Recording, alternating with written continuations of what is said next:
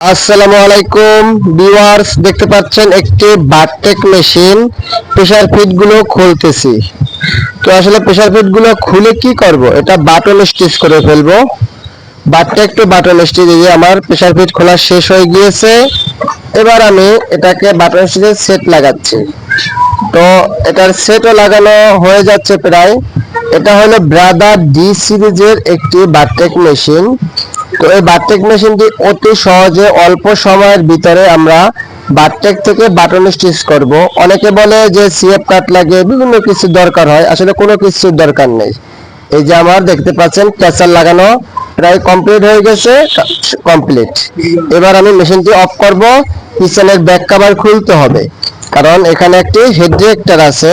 তো আমি একই সাথে দুইটি ডিভাইস লাগিয়ে রাখছি।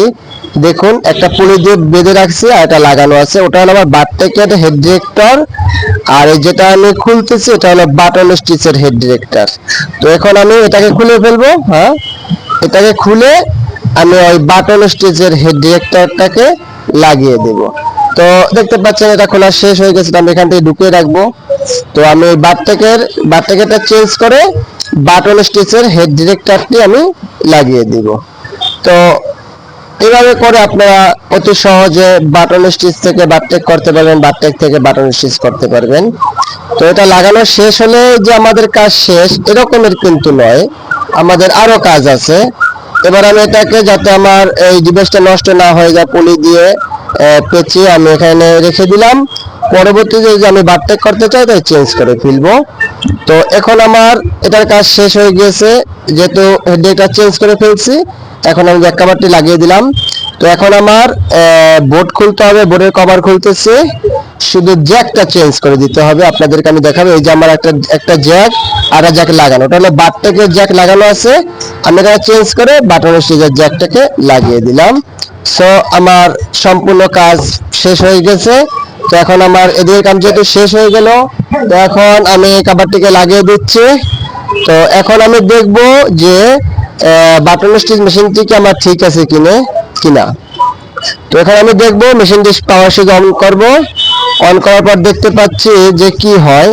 দেখলাম যে আমার এটা বাটন স্টিচে রূপান্তরিত হয়ে গিয়েছে। ইউজার প্রোগ্রাম চালু করে আমি একটা প্যাটার্ন করব। তো প্যাটার্ন করা হয়ে গেলে আমাদের যেহেতু আগে বারটেকের প্যাটার্ন ছিল, আমি বাটন স্টিচের একটা প্যাটার্ন সেট করে নিলাম। সেট করে আমি এটাকে বাটন স্টিচ চালিয়ে দেখব। তো আমরা প্যাটার্ন সেট করে বাটন স্টিচ হিসেবে চালাতে পারবো না, এই কারণে যে এটাকে আমার টেস্ট মুডে এনে তারপর দেখতে হবে পজিশন ঠিক আছে কিনা। তো আমি সেট আপ করলাম। এখন আমি যদি পাড়া দেই, তাহলে বাটন লাগে পাড়া দিলে আমার নেজালটা ভেঙে যাওয়ার সম্ভাবনা আছে। এই জন্য আমি টেস্ট মুডে দিয়ে এটা চেকিং করতেছি যে এটা আসলে পজিশন ঠিক আছে কিনা। কারণ আমার পজিশন ঠিক নেই, এখন আমি এটাকে পার্মানেন্টলি ভাবে সেট আপ করবো। তো দেখুন, আমি এটার পজিশন, মিডল পজিশন ঠিক আছে কিনা, ওয়াই এক্সেল এক্স এক্সেল সম্পূর্ণ পজিশনটা ঠিক আছে কিনা। তো আলহামদুলিল্লাহ আমার সম্পূর্ণ পজিশন করা ঠিক হয়ে গেছে।